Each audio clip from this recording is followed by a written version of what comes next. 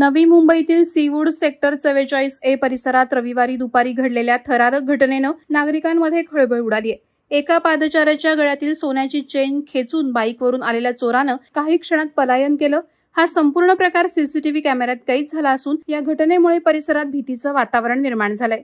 ही घटना national C queen society मागील Thakur hall road परिसरात घडली आहे। अचानक झालेल्या या प्रकारामुळे त्या इसमानं आरडाओरड करत चोराच्या मागे पळण्याचा प्रयत्न केला, मात्र चोरानं क्षणात पलायन केलं।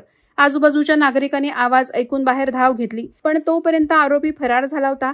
घटनेची माहिती मिळताच स्थानिक पोलिसांनी परिसरातील सीसीटीव्ही फुटेज तपासण्यास सुरुवात केली। फुटेजमध्ये बाईक स्वार चोर स्पष्ट दिसत असून पोलिसांकडून त्याचा शोध घेण्याचे प्रयत्न सुरू आहेत।